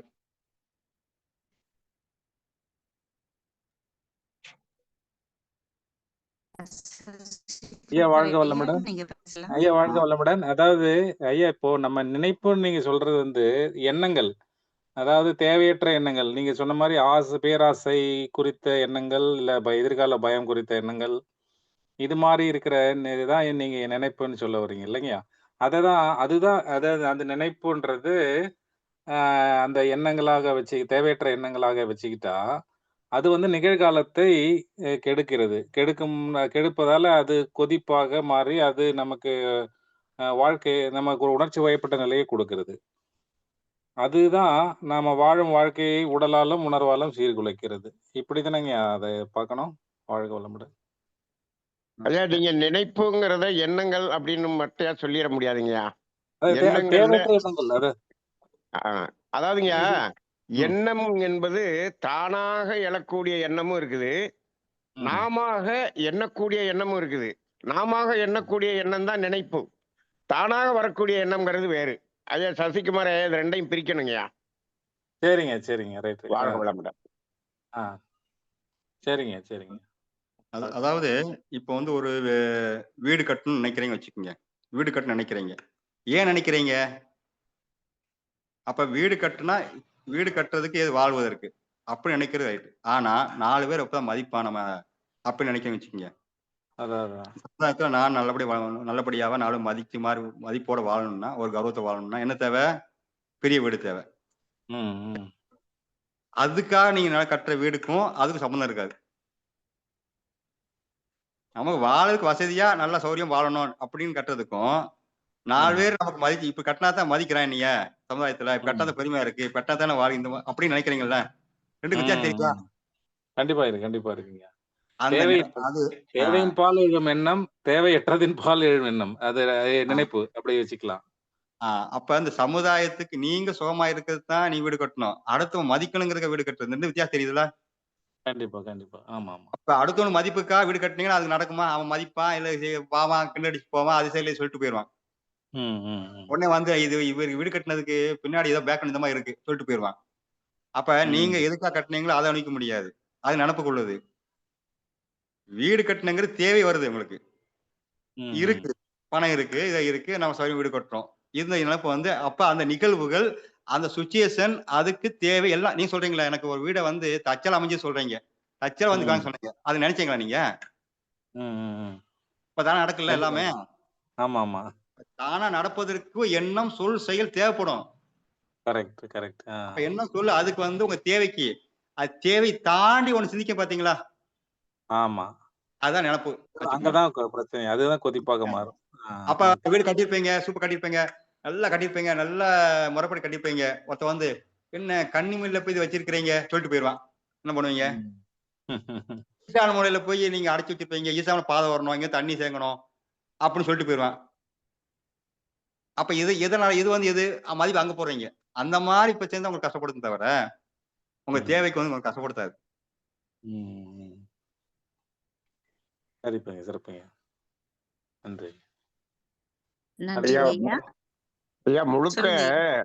இன்னைக்கு ஐயா கொடுத்த தலைப்பு முழுக்க மகரிஷி அவர்களது தேவைகள் என்பதை அடிப்படையாக கொண்டுதான் ஐயா கொடுத்தாங்க. நம்ம அதோட லிங்க் பண்ணோம்னா நமக்கு எந்த சந்தேகமும் வராது. கரெக்ட், அதாவது கரெக்ட். நினைப்பு, பிழைப்பு, கொதிப்புன்னு ஐயா சொல்லிட்டாரு. இப்போ அந்த பிழைப்புன்னா என்னங்கிறது நமக்கு தெளிவா மகரிஷி கொடுத்ததை நீங்க லிங்க் பண்ணணும். எப்படின்னா, பிழைப்புன்னா என்னன்னா தேவைகள் நிறைவேறுவது பிழைப்பு. அப்ப அந்த பிழைப்புக்காக நினைப்பது நடந்துரும். அப்ப அந்த தேவையை மீறி நினைக்கும் போது கொதிப்பு வருது. நம்ம தேவைகளை லிங்க் பண்ணிட்டோம்னா இதுக்கு எல்லா ஆன்சரும் கிடைச்சிருதுங்கய்யா. நம்ம மன்ற அன்பர்கள் வந்து தேவைகள் என்பதை நம்ம வந்து அதுக்காக தான் ரொம்ப நிறைய நம்ம பேசியிருக்கோம். அதோட ஆமா, லிங்க் ஆமா. பண்ணி இதை சிந்தனை பண்ணோம்னா நமக்கு எல்லா தெளிவும் வந்துரும். ஐயா இன்னும் கொடுத்தது சொன்னா இன்னைக்கு மகரிஷியினுடைய வாழ்க்கை தத்துவத்தை தான் கொடுத்திருக்காரு இன்னைக்கு. சிறப்பு கண்டிப்பாங்கய்யா. தேவைகள் வாழ்க போன்று வளமுடன். மையப்படுத்தி பேசாத பேச்சே இல்லைன்னு சொல்லலாம். அதை சிந்தனைகளே மையப்படுத்தி தான் ஐயா இன்னைக்கு பேசியிருக்காரு. தலைப்பு வந்து வேற மாதிரி கொடுத்துட்டாரே தவிர மகரிஷியினுடைய அந்த தலைப்பு தான் இன்னைக்கு ஐயா முழுக்க பேசியிருக்காரு. 100% நன்மையை சொல்ல சரியான ஆள். வாழ்க மக்களுக்கு வந்து வளமுடன். ஏதோ வார்த்தை மூலியமா ஏதாவது அந்த புரிய வைக்கிறதுக்காக முயற்சி தலைப்பு போட்டுக்கணும் தவிர, எல்லா மகான்களும் சொல்லக்கூடிய ஒரே விஷயம் தான். அதைத்தான் நம்ம சொல்ல போறோம். அதான் வந்துட்டு இருக்கோம். அது இப்படி பல தலைப்புகள்ல மக்களுக்கு ஒரு ஈர்க்கும் தலைவர்களா கொடுக்கும்போது இப்படி ஒரு புரிதல் இப்படி தலைப்பு போட்டாதான் ஏதோ புதுசா இருக்கேன்னு கேட்க வருவாங்க. அதுக்காக நம்ம போட்டுக்கிறோம். வாழ்க சரிதான், வளமுடன். சரிதான். வாழ்க வாழ்க வளமுடன். வளமுடன், வாழ்க வளமுடன். ஆ, ஐயா. ஒண்ணு சொன்ன மாதிரி நமக்கு அந்த தேவைகள் நாம எப்படி வாழணும்ன்றதையும் பொறுத்து நம்ம தற்சோதனை செய்து தியானம் செய்து அங்கேயும் தியானமும் கொண்டு வந்துட்டாங்க.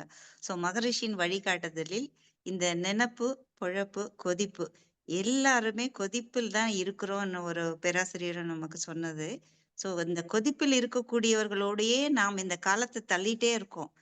இப்போ கீதாச்சாரத்துல சொன்ன மாதிரி எது நடந்ததோ அது நன்றாகவே நடந்தது. எதுவுமே நம்மால நடக்க போறது இல்ல. தானாய் நடக்கிறது. நீ சும்மா இரு என்பதை ரொம்ப அழுத்தம் திருத்தமா ஐயா அங்க சொன்னாங்க. சோ அந்த சும்மா இரு, மௌனத்தில் இரு. அதற்கு தான் அந்த தியானம், அமர்வு நிலை அது எல்லாமே கொடுத்திருக்காங்க. அதே மாதிரி ஐயா சொன்னாங்க, நம் உடலுக்கு என்று ஒரு மிகப்பெரிய புத்திசாலித்தனம் இருக்கு. ஓஷோ அவர்களும் அதைத்தான் சொல்றாங்க. அதை நாம அனுபவிக்கணும். இந்த கணத்தை அனுபவிக்கணும். ஒவ்வொரு கணமும் இப்ப நண்பனியை அடிக்கடி நிகழ்காலத்தில் இரு, இயற்கையை ரசிக்கணுமே தவிர அதை அடையணும்னு நினைக்க கூடாது அப்படின்னு சொல்லுவாங்க. சோ எல்லாமே அந்த ரசித்தலின் போது நமக்குள் இருக்கக்கூடிய அந்த அன்பு ஆனந்தம் பெருகும். இருக்கக்கூடியதை நாம அடைவோம். அதே மாதிரி இந்த பிரபஞ்சம் வந்து நமக்கு பெரிய படையலை கொடுத்து விட்டு இருக்கிற என்று ஓஷோ அவர்கள் சொல்லுவாங்க. அந்த கொடுத்திருக்கக்கூடிய படையலை நாம் சிறப்பாக எடுத்து அதை அனுபவித்து நிகழ்காலத்தில் நிகழ்கின்ற கணத்தில் வாழ்ந்தாலே நமக்குள் இருக்கக்கூடிய அந்த மகிழ்ச்சி வெளிப்படும். அது இறை உணர்வாய் வெளிப்படும்ன்றதையும் ஐயா இன்னைக்கு நமக்கு நல்ல தெளிவா சொல்லியிருக்காங்க. தொடர்ந்து பயணிப்போம். பரமசிவம் ஐயா, வாழ்க வளமுடன். வாழ்க வளமுடன். வாழ்க வளமுடன் ஐயா. ஐயா இன்னைக்கு உங்களுடைய பேச்சு கேட்டது ஒரு தெளிவான சிந்தனைகள் எங்களுக்கு கிடைச்சது ஐயா. சிந்தனை ஓட்டம் நன்றாக அமைந்தது ஐயா. ரொம்ப நன்றியா. வாழ்க வளமுடன் ஐயா.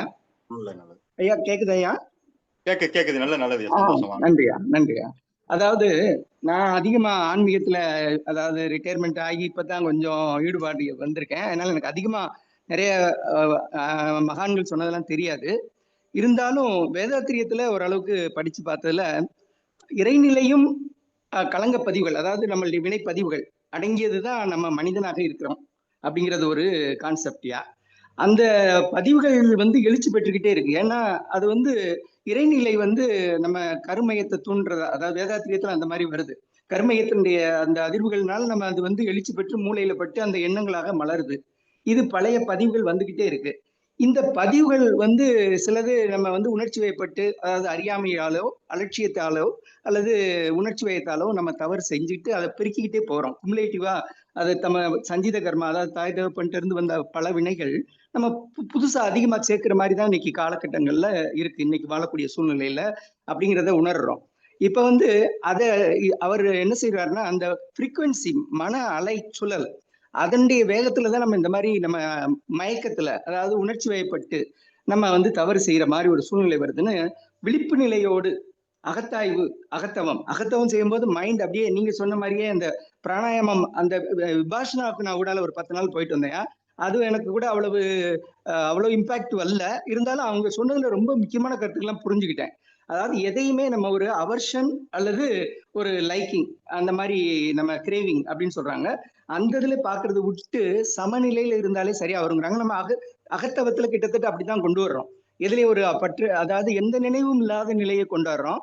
அந்த நிலையிலே இருப்பதோடு அல்லாம நம்ம எப்பயுமே விழிப்போடு நம்ம இருந்தோம்னா அந்த ஒரு இது நம்ம தெளிவா வாழ முடியும். அதாவது இந்த கிரேவிங் வராது, ஒரு ஆசை இந்த இது வர்றதை கொஞ்சம் கட்டுப்படுத்தலாம்.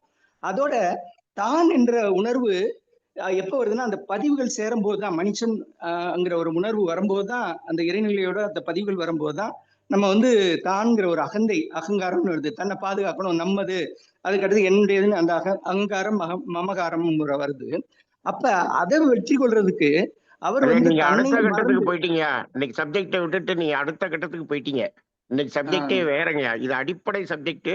நீங்க ரொம்ப அட்வான்ஸ் சப்ஜெக்ட் போயிட்டீங்க. இப்ப இதுக்கும் அதுக்கும் சம்பந்தம் எல்லாம் போயிட்டீங்க.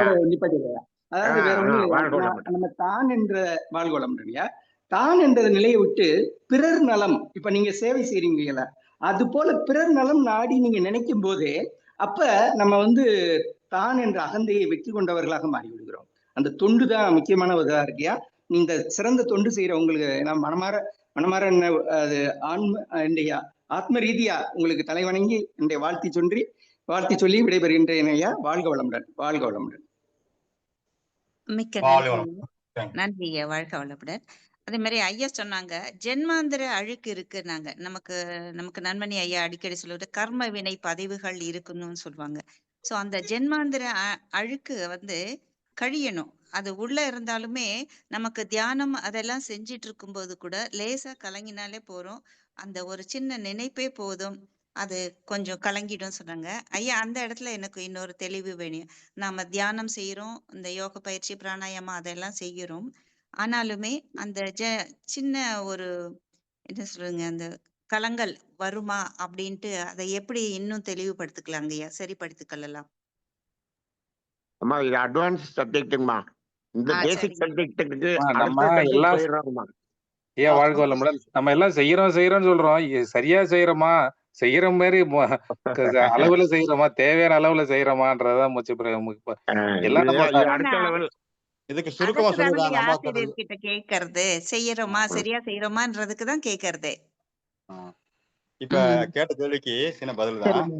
இப்ப நீங்க ஒரு திருவிழாக்கு போறீங்க, இந்த திருவிழா பெரிய கூட்டமா இருக்கு, கசகசான சவுண்ட் ரொம்ப வந்துட்டு இருக்கு, ரெண்டாவது டேப் ஒரு ரேடியோ ஓடிட்டு இருக்கு, எல்லாம் ஓடிட்டு இருக்கு.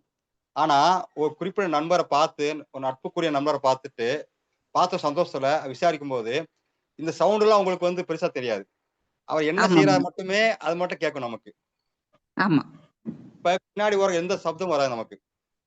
அதே மாதிரிதான் மன ஓட்டமும் நீங்க அப்படி கண்டுகிட்டீங்கன்னா அப்ப கண்டுக்கிட மாட்டீங்க. பக்கத்துல என்ன பேசிட்டு இருக்கான், ரேடியோ என்ன சவுண்ட் கேட்டு இருக்கு, இதெல்லாம் கவனிக்காம அவர் என்ன சொல்ல வர மட்டும் யோசிப்பீங்க. சரிங்க. அதே மாதிரிதான் உங்க மன ஓட்டம் 1000 இருக்கட்டும், நடக்கட்டும். அதை கண்டு கொள்ளக்கூடாது. இப்ப நான் என்ன செய்யறேன் அதை மட்டுமே நமக்கு முன்னிறுத்தி செய்யணுங்கிற ஒரு ஒரு வைராக்கியத்தை எடுத்துக்கொள்ளுங்க, அவ்வளவுதான். அது சரி சரி. வரக்கூடாதுன்னாலும் அது இன்னும் வீரியமா தான் வந்துட்டு இருக்கும். அது ஆமா. கண்டுக்கூட இன்னும் கூடத்தான் செய்யும். அது ஒரு சரிங்க. டேப் ரெக்கார்டு, அது ஒரு பதிவு தானே. இப்ப டேப் ஆமா. ரெக்கார்டு வந்து டேப் ரெக்கார்டு நீ போட்டு கேட்கறீங்க, உங்களை புகழலாம், டேப் ரெக்கார்டு உங்களை வாழ்க வாழ சொல்லலாம், அல்லது உங்களை திட்டலாம். இப்ப திட்டினா டேப் உடைச்சிருவீங்களா? மாட்டோம். அது அதுவா கத்தி கிடக்குன்னு விட்டுருவீங்கல்ல. ஆமாங்கய்யா. அப்ப கண்டு கொள்ளாம இருந்தாலே மனம் தானா அடங்கிவிடும். நீ கண்டுக்கிட கூட்டிட்டு இருக்கும். வரட்டும், வந்துட்டு போட்டோம், அது எப்படி ஓடும் பாக்குறேனே, பாக்கேன், வெடி பாருங்க அந்த மன ஓட்டத்தை கூட. ஆமா. சும்மா கவனிங்க, அதையும் கவனிக்க ஆரம்பிச்சிருங்க. சரி ஓடக்கூடாது சரி. சொல்லாதீங்க, கட்டுப்பாடு சொல்லாங்க. வரட்டும், அழுக வந்து அழுகுங்க, அந்த அழுகதை கவனிங்க, சிரிச்சா சிரிக்கதை கவனிங்க, மனம் ஒரு சிந்திக்கினா சிந்திப்பதை கவனிங்க, என்ன சிந்திக்க விடுங்க, என்ன சிந்திக்கிறது எழுவுங்க. அப்ப சரி சரி. கவனித்தாலோ கண்டுகொள்ளாம இருந்தாலோ 2 செய்யுங்க. ஒண்ணு கவனிங்க, இல்ல கண்டுக்காம இருங்க. ஓகே ஓகேங்கய்யா. அப்ப கவனிக்கும் போதே ஆட்டோமேட்டிக்கா உங்க விழிப்புல ஏற்பட்டோம். கண்டுக்கிடாம இருந்தாலே நீ விழிப்பா இருக்கீங்க அர்த்தம். போதுமா? அவ்வளவுதான், சிம்பிள். ஆமா ஆமாங்கய்யா. Okay okay. நல்லதுங்கய்யா. ஆட்டோமேட்டிக் சாட்சி பாவனையா இருந்து கவனிக்கணும். கவனிங்க. சிறப்பு. அது ஓடக்க சொல்ல வேண்டாம், சரின்னு சொல்ல வேண்டாம், ரைட் சொல்ல வேண்டாம், ஒண்ணும் சொல்ல வேண்டாம். வரட்டும், அது இருக்கட்டும், டேப் ரெக்கார்டு தானே, பதிவு தானே, பதிவு வந்து வரத்தான் செய்யும். ஆமா ஆமாங்கய்யா. வரக்கூடாது சொல்ல முடியும். ஆனால் அது என்ன ஒண்ணும் பாதிக்கப்பட போறது கிடையாதுல்ல. ஆமாங்கய்யா. அதுக்கு எனக்கு சம்மந்தம் இல்லைல்ல. அப்படிங்கிற நீங்க கவனிக்கவே மனம் தானா ஆரம்பிக்கும். நல்லது நல்லதுங்கய்யா. சிறப்பு சிறப்பு. வாழ்க வளமுடன். நன்றி. உதாரணமா நான் வீட்டுக்கு வர்றேன், வீட்டுக்கு நீங்க வான்னு சொல்ல போன்னு சொல்ல, வர்றேன், வான்னு சொல்ல போன்னு சொல்ல. அப்ப நான் யோசிப்பேன், என்ன ஒண்ணும் கவனிக்க மாட்டேங்கிறாங்களா, சரி திருப்பி வந்து பார்ப்பேன். அப்ப வான்னு சொல்ல போன்னு சொல்லல. திருப்பி வந்து பார்க்க வான்னு சொல்ல போச்சா பாப்பேன், எதுக்குடா போயிட்டு அங்க போய் ஒரு மதிப்பு இல்ல, மரியாதை இல்ல அப்படின்னு ஆட்டோமேட்டிக் ஒதுங்க மாதிரிதான் ஆமா. எண்ணங்கள் தானா ஒதுங்கிடும். சரி சரி. சரிங்கய்யா. நன்றி நன்றி. வாழ்க வளமுடன். ஐயா, இதோட நிறைவு செஞ்சுக்கலாம். யாரும் கேள்வி கேட்கிற நண்பர்கள் இல்லை. வாழ்க வளமுடன். நினைப்பு, குழப்பு, கொதிப்பு என்ற தலைப்பிலே நமக்கு சிறந்த சிந்தனை உரை வழங்கிய ராஜேந்திரன் தானானந்த ஐயா அவர்கள் வாழ்க வளமுடன். அவர்களின் ஆன்மீக தொண்டு வாழ்க வளமுடன், வாழ்க வளமுடன். நன்றி ஐயா, மிக்க நன்றி ஐயா. அவர்களுடைய அந்த நேரடி 3 நாள் இயற்கை வாழ்வியல் நிகழ்வில் பங்கு கொள்ள விரும்புபவர்கள் நம்முடைய குரூப்ல சாட்ல போட்டிருக்கேன். இந்த அக்டோபர் மாதம் ஆண்களுக்கும் பெண்களுக்கும் தனித்தனியாக ஐயா அவர்கள் வகுப்பு எடுக்கிறார்கள். மிக சிறந்த பயிற்சி, நல்ல ஒரு ஆரோக்கியமான உடல் நலத்தை நாம் பெறுவோம், மனநலமும் பெறுவோம். சிறப்பா இருக்கு. முடிஞ்ச அளவுக்கு எல்லாருமே கலந்து சிறப்பிக்கலாம். நன்றி. வாழ்க வளமுடன். நன்றி ஐயா. வாழ்க வளமுடன். நீங்க